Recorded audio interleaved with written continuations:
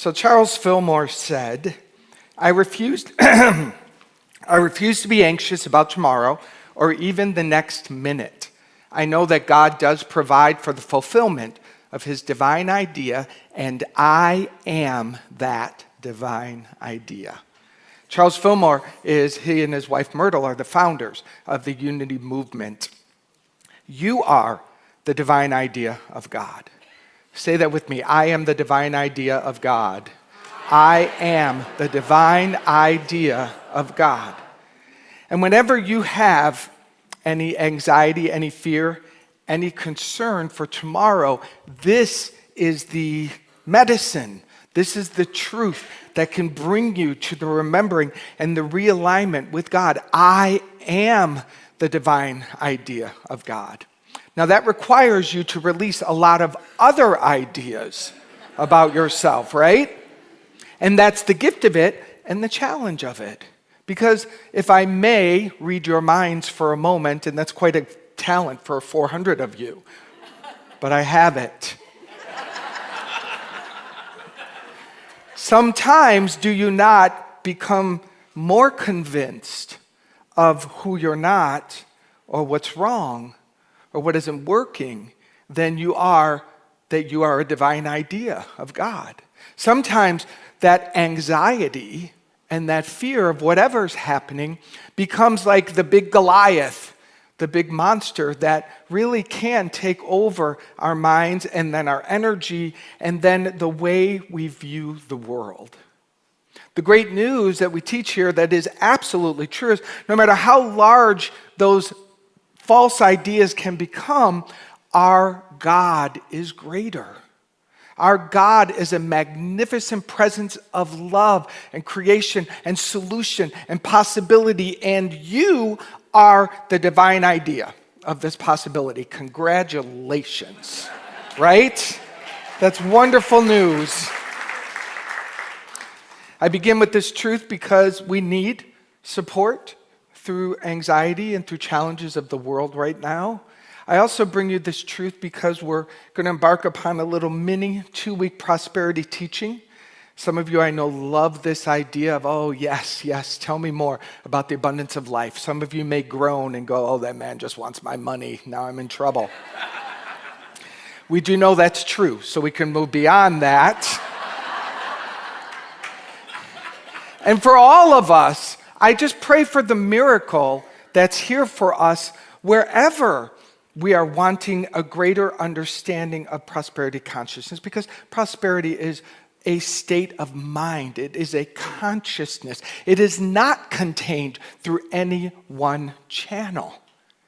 Edwene Gaines, who is the author of the book, The 4 Spiritual Laws of Prosperity, which we'll be referencing this week and next week, gives us a definition of prosperity. And she says, the first thing about prosperity is a vitally alive, healthy body. Isn't that a great idea? Don't we love that? A vitally alive, healthy body. Because this is what's true, and this is what we pay attention to.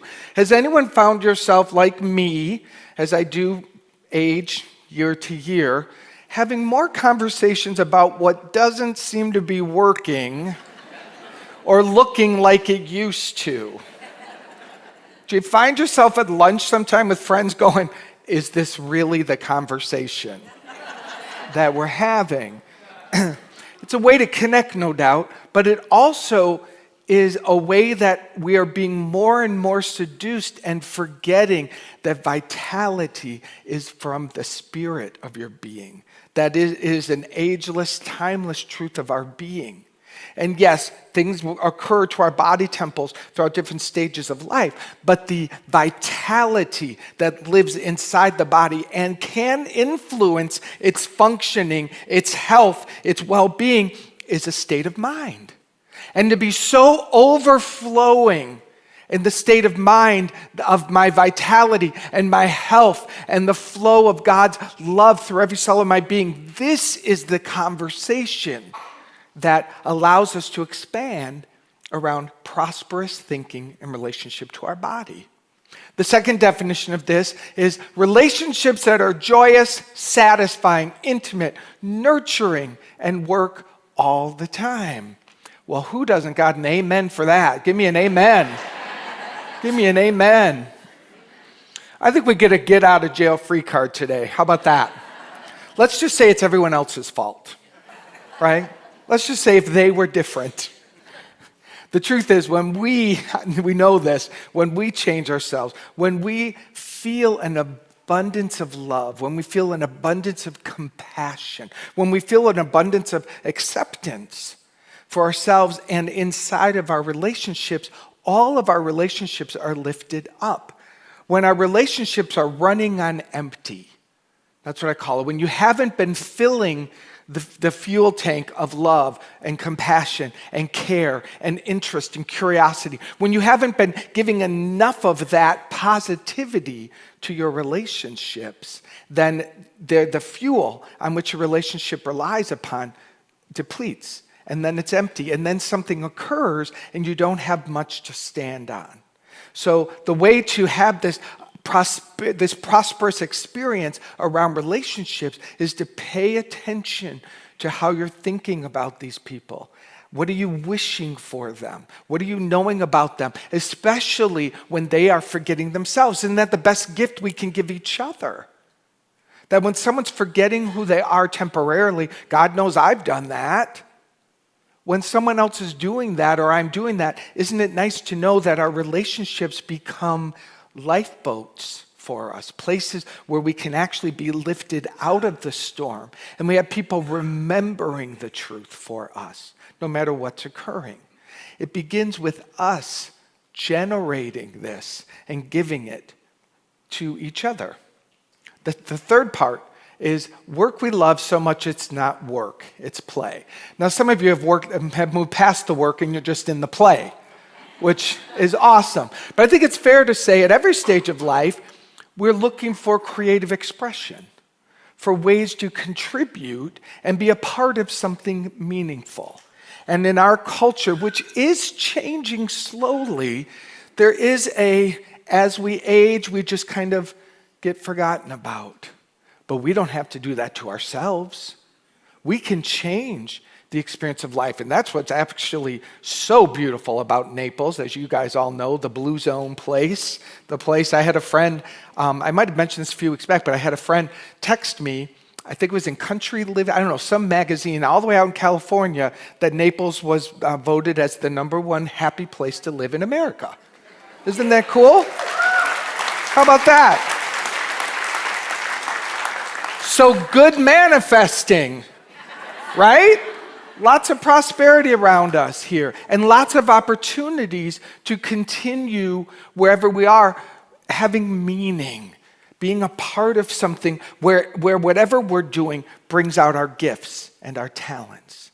And then fourth and finally, Edwene says, prosperity is all the money we can spend. Why not? So would any of those work for you? Any one of them, could any one of them be a place that you could focus your attention upon and go, I would love a more prosperous experience in one of these areas of life? That's what's beautiful about a community, is that we come together from different vantage points.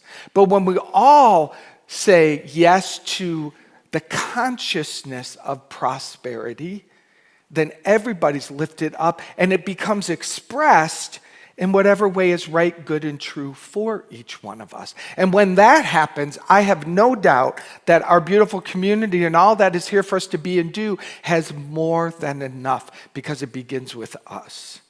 And so at the core of your prosperity consciousness is the truth. There's more than enough. And I would love for you to add the word more to this for yourself. In the week ahead, there's more than enough health within my body temple. There's more than enough love to uplift and heal any relationship that is feeling not connected. There's more than enough creativity flowing through me to contribute with meaning. And there's more than enough resources to have whatever it is your heart desires. The only thing, the only thing that negates that is our thinking. It is not our physical experience. And this is where we have to keep shaking ourselves into the truth of our being. I know at times the experience looks quite different, but it is always healed. It is always healed inside of us and from our spiritual truth. So there's a story in the Bible that points to this beautifully. It's called the widow's oil. And the story goes, the wife of a man from the company of the prophets cried out to Elijah, "Your servant, my husband, has died, and you know that he revered the Lord. But now his creditor is coming to take my 2 boys in as his slaves." Elijah replied to her, "How can I help you? Tell me, what do you have in your house?" And she replies, "Your servant has nothing there at all, except a small jar of oil." So Elijah instructs her. He says, "Go around and ask all your neighbors for empty jars. Don't ask for just a few. Then go inside and shut the door behind you and your sons. Pour oil into all the jars, and as each is filled, put it on the side." She left him and shut the door behind her and her sons. They brought the jars to her, and she kept pouring. When all the jars were full, she said to her son, "Bring me another one." But he replied, "There's not a jar left." Then the oil stopped. Now, this is a fantastic prosperity teaching within this story when we look at it metaphysically, which is what we do here at Unity. Metaphysically means we look at the Bible stories for their spiritual truth, not their factual truth or their historical truth. We look for what is relevant about it today for me. And the characters in the story represent aspects of your consciousness. So we begin with the widow. The widow metaphysically represents your feeling nature disconnected from your intellect. The intellect, the male nature, the feeling nature, the female nature, when they come together, they create imbalance inside of you. However, when you've lost all thought and your emotions have gone crazy, what happens to you? You're kind of wild, right? The emotional life takes over, it's not grounded, it's not connected, and we lose all perspective. The emotions are just, they've taken over. Fear comes in and it convinces you there's no solution. It tells you it's the end of the world and this is it. Fear takes over. That's what happened to the widow in the story. The nature of us, when we lose connection and grounding with logic and understanding of principle, and the feeling nature has been hijacked by fear, we can't see. We cannot see. But she had enough awareness to call out to Elijah, which in the story represents the I am presence. The presence that is solution, the presence that is sustaining, the presence that will always come through. She goes to the spiritual nature of the being, of herself. You do this in prayer. And it is there where she says, the truth, look, I got nothing and this ain't working and I need help. That's basically what she says. And Elijah, this is where the wisdom, Elijah says to her, tell me, what do you have in your house?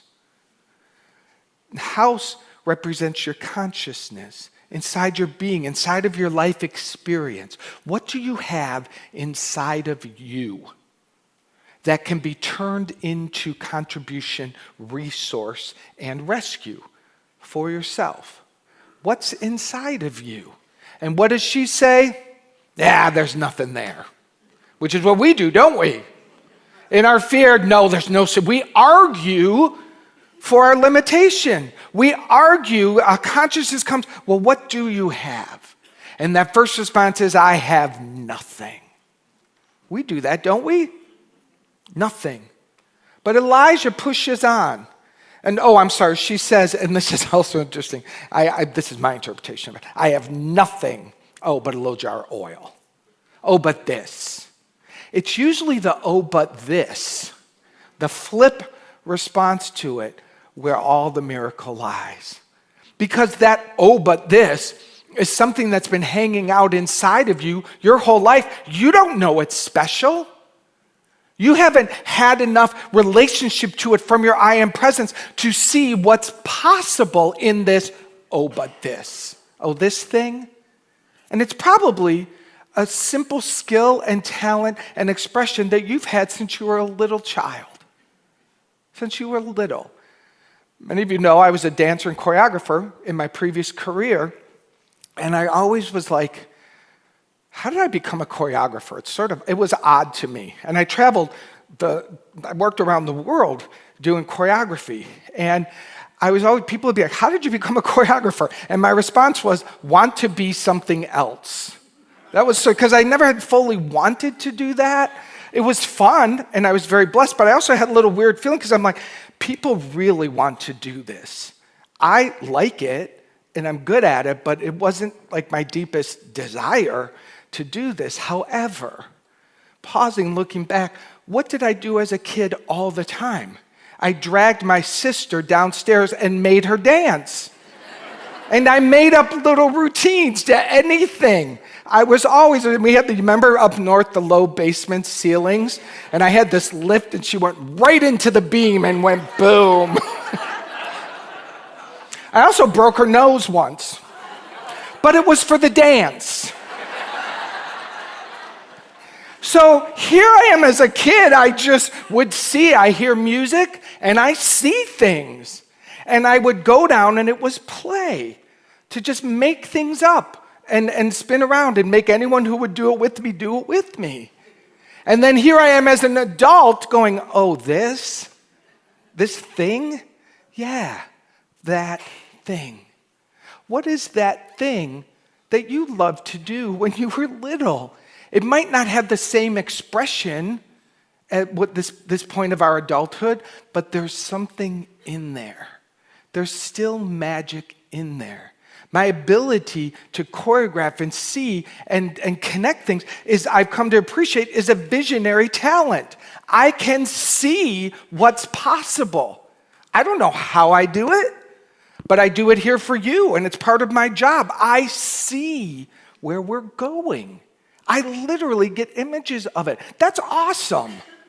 I've come to appreciate and enjoy that, and I don't feel special about it because every one of us. So pay attention. Where is your, oh, this? Yeah, oh, that. And then the story goes, gather up, go to your neighbors, gather up the jars.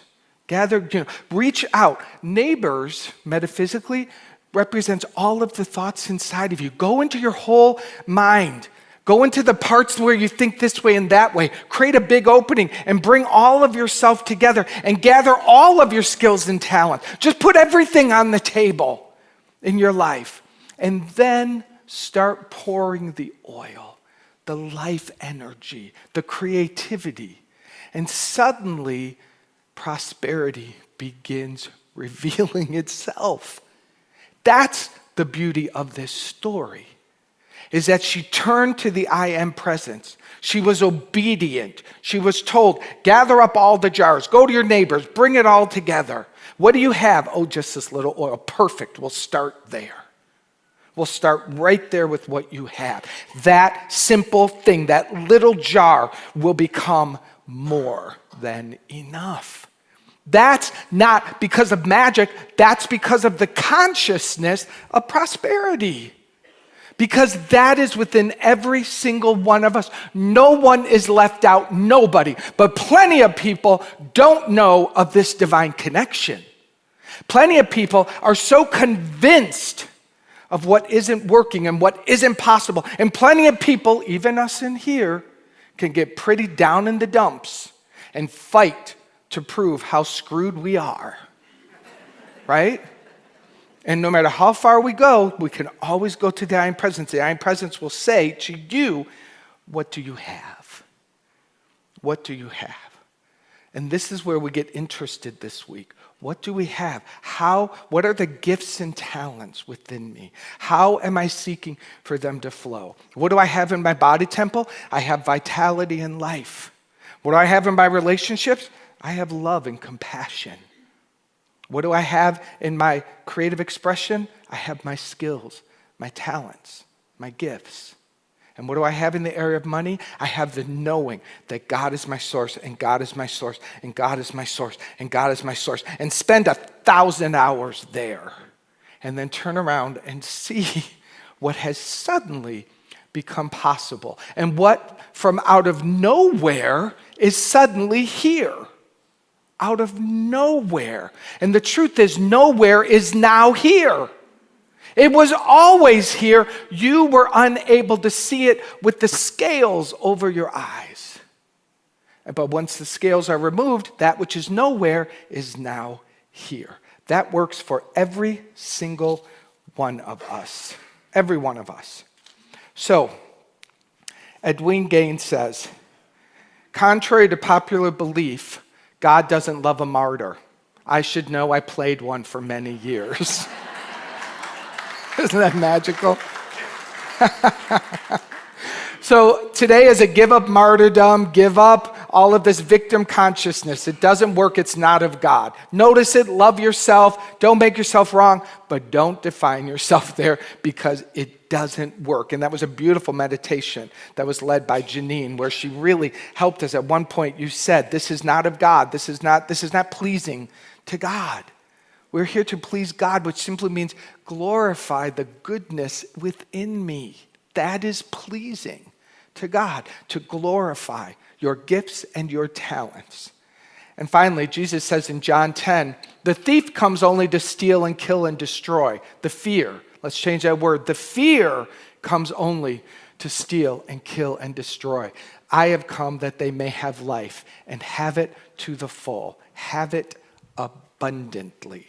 That is what we're promised. And that's one of the most beautiful things about unity.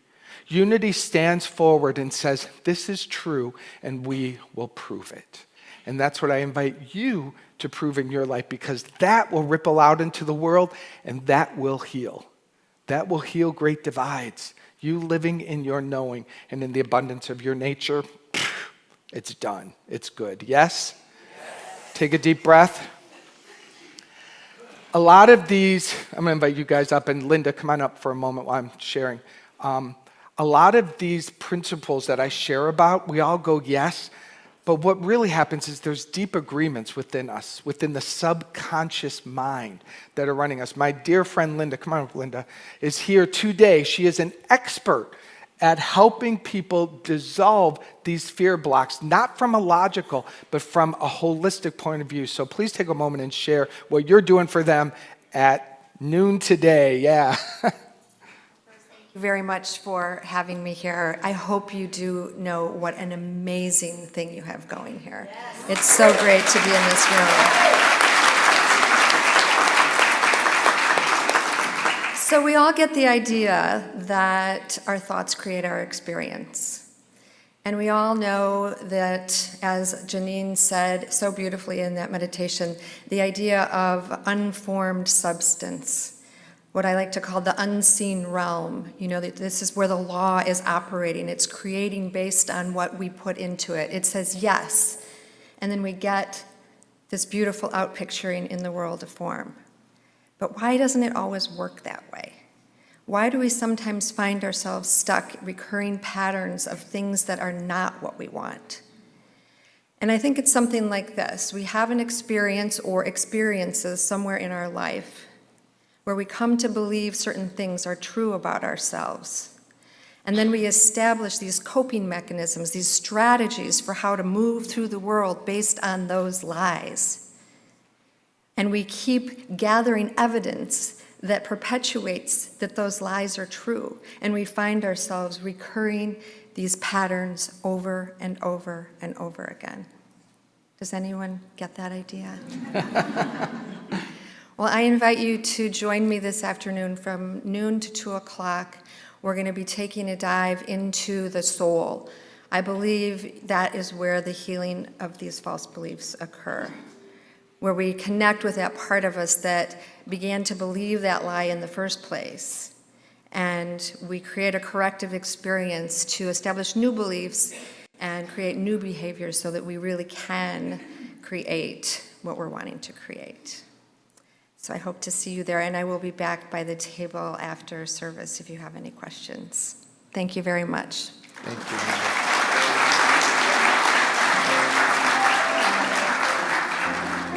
And so we move into prayer together. I ask our prayer chaplains and licensed teachers to stand. I am light, I am light. I am light, I am light. I am light, I am light. I am light, I am light. And in this moment, I do know that God is the one light, the one power, the one presence. God is cool. God is awesome. God is magnificent. God is the one light, the one life. And I am that. I am the light of God, the love of God, the awesomeness of God. I am cool in the divine nature of God. And as it's true for me, it's true for each and every one of us here and now. I know that the consciousness of abundance and overflow is each one of ours when we align with the light of our being, when we go to the I am presence and we plug in there. And I deny any part of us that says this is impossible. I deny any part of us that's become so convinced by the lack and limitation that they can't even see the light. No matter how powerful the darkness is, I stand in the face of it, I deny it, and I affirm, I make firm the truth that the light of God is healing, the light of God purifies, the light of God is abundant and forever flowing, and I am that. I am divinity defined. I am the God on the inside. I am a star, a piece of it all. I am light. I am light. Sing along, sing along. I am light. I am light. I am light. I am light. Let it expand you, expand. I am light. I am light. Let go, let go. I am light. I am light.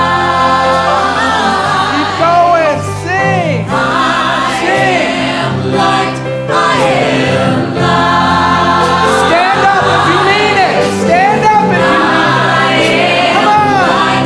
I am light. Sing it from your toes. Sing it from your toes. I am light. I am light. I am light. I am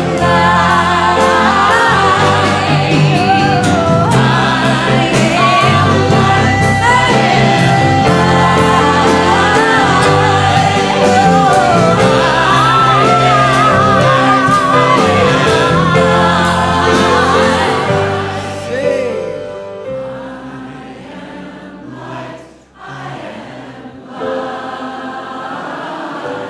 One more time.